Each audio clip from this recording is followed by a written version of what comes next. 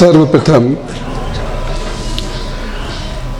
मैं प्रणाम करता हूं भारत माता को, जिनकी पावन धरती पर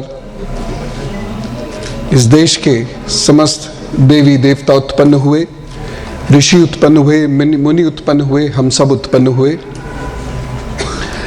मैं प्रणाम करता हूं अपने आध्यात्मिक गुरु को, स्वामी श्री विवेकानंद जी को, और मेरा बड़ा सौभाग्य है कि आज की सेमिनार का जो समर्पण है वो मेरे स्वामी जी को दिया गया है और इस अवसर पर मुझे बोलने का मौका मिला। ये मेरे लिए बड़े सौभाग्य की बात है।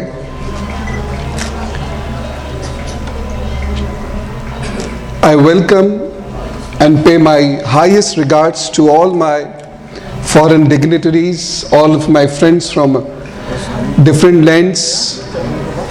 I also have very deep regard for their lands, for their culture, for their religion, and for their knowledge. मैं प्रणाम करता हूँ श्रद्धेय चंद्र स्वामी जी को, आपके ज्ञान को, आपके अनुभव को, आपकी राष्ट्रभक्ति को। बड़ा सौभाग्य है कि आपके सानिध्य में आज खड़े होकर कुछ कहने का मौका मिला है।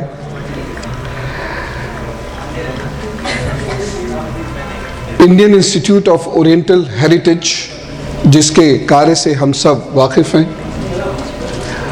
और मैं आपके काम का बड़ा मुरीद हूँ, और मेरा बड़ा सौभाग्य है कि डॉक्टर रामकृष्ण शास्त्री जी से आज भेंट हुई। आपका नाम अनेकों बार सुना था, जानने की बड़ी, मिलने की बड़ी इच्छा थी, आज आपसे भेंट हुई।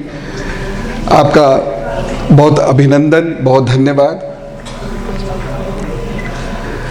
श्रद्धेय मेरे बड़े भाई समान और मेरे academic guide professor R.C. Bhardwaj ji,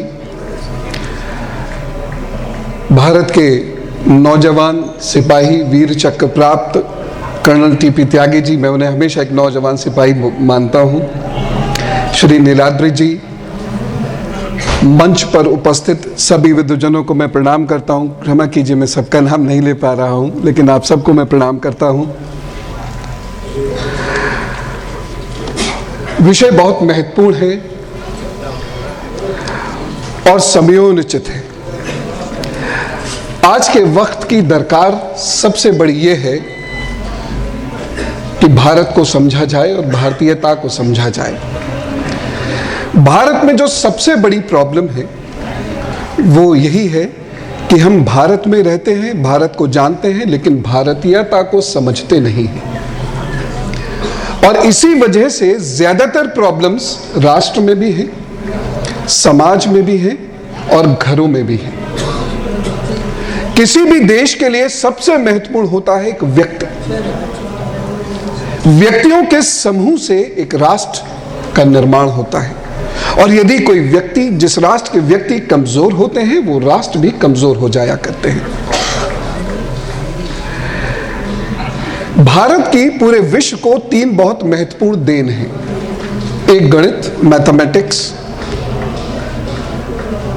To the friends who have come from different lands, who may not be able to understand Hindi, for them I just give my brief synopsis of what I am going to say.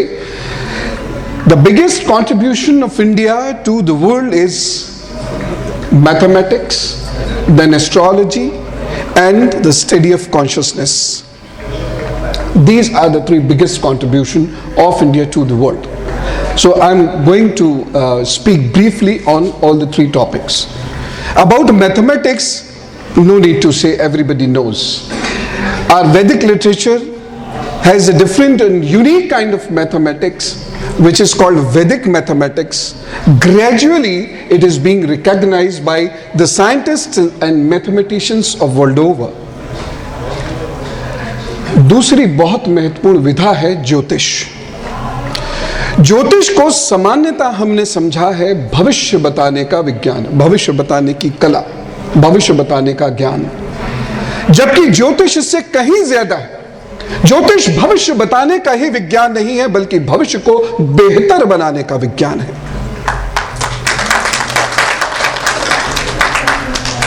ज्योतिष के दो महत्वपूर्ण अंग हैं, यूं तो तमाम हैं। एक है हेल्थ से रिलेटेड यानी मेडिकल एस्ट्रोलॉजी, और दूसरा है जिसको मैं मानता हूं जेनेटिक इंजीनियरिंग। जेनेटिक इंजीनियरिंग की इस वक्त इस देश को बहुत जरूरत है, क्योंकि किसी भी राष्ट्र का निर्माण होता है एक सिटीजन से, एक नागरिक से, और जिस देश का नागरिक कमजोर होता है वो राष्ट्र कमजोर हो जाया करता है, और देश का नागरिक जो उत्पन्न होता है वो मां के गर्भ से और पुरुष के वीर्य से उत्पन्न होता है। जब तक बीज और क्षेत्र ये उत्तम नहीं होंगे, जब तक वो काल उत्तम नहीं होगा जिसमें इस बीज और क्षेत्र के मिलन से एक पुरुष के बिंदु का निर्माण हुआ, तब तक ये ब्रह्मांड कमजोर रहेगा। इस देश में बच्चों के लिए कोई विशेष कार्य नहीं हुआ। बच्चे प्रिय हैं, अच्छे लगते हैं, बच्चों के बिना घर सूना लगता है। बच्चे उत्पन्न किए जाते हैं, बच्चे उत्पन्न हो जाते हैं, फिर उनकी पढ़ाई लिखाई शादी ब्याह इत्यादि माता पिता एक बड़े गंभीर दायित्व से करते हैं। लेकिन बच्चा कैसे उत्पन्न हुआ, बच्चा दिमाग से कितना तेज है, बच्चे के अंदर शारीरिक बल कितना है, इस पर माफ कीजिएगा अभी वो संवेदनाएं उत्पन्न नहीं हुई हैं, इस पर अभी शोध नहीं हो रहे हैं, इस पर अभी कॉन्शियस लेवल बहुत कमजोर है। इसीलिए इस देश के अंदर था की प्रवृत्ति बहुत उत्पन्न हुई है। हम ऐसे थे, हमारे पास ये था, हमारे पास ये ज्ञान था, हमारे पास वो विज्ञान था, हमारे पास वैसे महापुरुष थे, सब कुछ थे। ये मानने में आता है, समझता है, मुझे भी अच्छा लगता है, लेकिन मेरी चिंता यह है कि मेरे पास आज क्या है।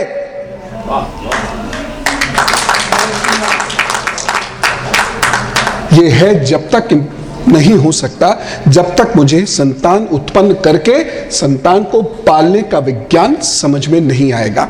और इसीलिए मैं ज्योतिष को एक साइंस ऑफ जेनेटिक इंजीनियरिंग मानता हूं, हमेशा से मानता हूं। लेकिन मेरी बात को सामान्यतः so called scientists, so called, मैं माफ कीजिएगा क्षमा प्रार्थी हूं ये शब्द इस्तेमाल करने का, लेकिन कथित रूप से वैज्ञानिक मतलब वे लोग जो विज्ञान विषय के अनुरूप पढ़ते हैं लेकिन सोच से वैज्ञानिक नहीं है, मैं उनके लिए ये बात कह रहा हूं। वैज्ञानिकता एक सोच है, एक विषय वस्तु ही नहीं है। और वे सारे लोग जो पाश्चात्य दर्शन से आई सब चीजों को वैज्ञानिक मानते हैं, उन्होंने इस देश के साथ बहुत अत्याचार और अनाचार किया है।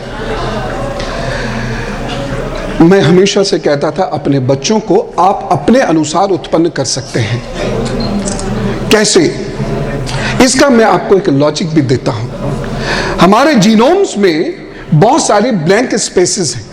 जब हम डीएनए का एनालिसिस करते हैं, there are so many blank spaces. These blank spaces actually are the creator of a child's mind, child's behavior and child's health. These blank spaces are going to create your child for next 50, 60, 70, 80, 100 years. And what these blank spaces are? Extraterrestrial effects. अगर मेरी बात पर विश्वास नहीं हो तो आप America के अप्रैल 2008 के तमाम अखबार उठाकर देख सकते हैं। 2008 में जेनेटिक इंजीनियरिंग पर जो रिसर्चेस के परिणाम सामने आए वो बेहद चौंकाने वाले थे, जिसमें यह कहा गया है कि हमारे जीनोम में जो ब्लैंक स्पेसेस होते हैं वो दूसरे ग्रहों के प्रभाव होते हैं। तो जब आपके बच्चे का जन्म हो रहा होता है, जब वो तीसरे महीने से 9वें महीने तक की यात्रा कर रहा होता है, उस वक्त उसके व्यवहार कैसा होगा, मस्तिष्क कैसा होगा, उस वक्त चाल चलन कैसा होगा, होगा, वो आपराधिक प्रवृत्ति का होगा कि संत प्रवृत्ति का होगा, उसका शरीर सौष्ठव कैसा होगा, वो किन किन रोगों से लड़ सकेगा, किन किन रोगों से लड़ नहीं सकेगा, ये सब उसके बीच में तय हो जाता है। इसलिए इस देश को अभिमन्यु का कॉन्सेप्ट पता था, लेकिन ज्ञान की कमी की वजह से हमने इन प्रथाओं को आगे नहीं बढ़ाया। और ज्ञान की कमी नहीं, मूलतः अपने ऊपर विश्वास ना करने की एक आदत पड़ गई है भारतीयों को, जिसकी वजह से हम भारतीयता मिस करते चले जा रहे हैं। और इस वजह से हमने अपने जो ज्ञान थे, अपने महर्षि थे, आज भी हैं, ऐसा नहीं, ये देश ऋषियों से कभी खाली नहीं रहा, सकारात्मकता से देश आज भी खाली नहीं है। टेलीविजन पे और अखबारों में देखकर इस देश को केवल जज मत कीजिए, जगह जगह घूमिए, आज भी इस देश में बहुत विद्वता है, ऋषिजन आज भी इस देश में है, और आज भी इस देश में बहुत सकारात्मकता है, बस उसे महसूस करने की जरूरत है। और यह महसूस होगी ज्ञान, कर्म और भक्ति से। कर्ण साहब ने एक बहुत अच्छी बात जिस वक्त बता रहे थे पॉजिटिविटी और नेगेटिविटी की, डायोड, ट्रायोड, एनोड्स, ऐसे इन सब चीज़ों से, इन सब चीज़ों में कॉस्मिक एनर्जी के क्रिएशन में, कॉस्मिक एनर्जी के डेवलपमेंट में और कॉस्मिक एनर्जी के मेंटेनेंस में हमारा और आपका बहुत बड़ा योगदान हर क्षण चलता रहता है। और ये योगदान 3 तरीकों से सामने आता है। पहला, मेरे व्यवहार से, दूसरा मेरे ध्यान से, मेडिटेशन से, जिससे मैं अपनी थीटा वेव्स को बीटा वेव्स में कन्वर्ट कर लेता हूं, और बीटा वेव्स में कन्वर्ट होने के बाद वो इस कॉस्मोस को एनर्जी देना शुरू कर देता है। यही ऋण है, जो 3 ऋण कहे गए हैं वो यही ऋण है कि आप इन तीनों को लेकर उत्पन्न हुए हैं, लेकिन अपने कर्म से, यानी ध्यान से, भक्ति से, ज्ञान से और कर्म से, इन तीनों को, ऋणों को चुकाकर ऋण हो सकते हैं। यह है आपके शास्त्रों में स्पष्ट कहा गया है। इसलिए मेडिटेशन जिस वक्त आप करते हैं, आपकी ब्रेन वेव्स धीरे धीरे हायर आरपीएम्स तक पहुंचने लगती हैं और आप कॉस्मोस को देने लगते हैं। दूसरी बहुत महत्वपूर्ण चीज है जो हम सब भूल गए हैं, वो है यज्ञ। हफ्ते में 1 दिन भी गौधृत से किया गया यज्ञ आपको आपकी सृष्टि के पालन में भी कंट्रीब्यूटरी बना देता है। You contribute for the maintenance of this Srishti by doing यज्ञ, जो हम सब भूलने लगे हैं। हमारे पास उस सब के लिए वक्त नहीं रह गया है। यहां से वो पॉजिटिविटी क्रिएट होती है, हमारे आचार व्यवहार, व्यवहार से, हमारी सोच और चिंतन से वो पॉजिटिविटी क्रिएट होती है, जिससे इस सृष्टि के पालन में और संचालन में फर्क पड़ता है। और जिस सृष्टि के नागरिक लगातार नेगेटिव होते चले जाते हैं, वहीं उस सृष्टि में महाप्रलय प्रारंभ हो जाती है। महाप्रलय का मतलब ये कभी नहीं रहा कि पूरी पृथ्वी कहीं डूब गई। महाप्रलय का ये रहा कि पृथ्वी में मानवों की मानवीयता कहीं डूब गई। उम्मीद करता हूं कि इस इंस्टीट्यूशन से मुझे आगे भी जुड़ने का मौका मिलेगा। मेरा निवेदन है, मैं किसी भी काम आ सकूं आपके, मेरा सौभाग्य होगा। मैं पुनः आप सभी लोगों को, विद्वजनों को प्रणाम करता हूं, बहुत धन्यवाद देता हूं कि आपने मुझे इस लायक समझा कि मुझे यहाँ बोलने के लिए मौका भी दिया, इस मंच पर चढ़ने दिया। And I am specially thankful again to all my friends, my guest, India's guests who have come from foreign lands and who have shown their interest in learning Indian mythology, in learning Indian languages, in learning Indian sciences. Thank you again so much. Jai Bharat.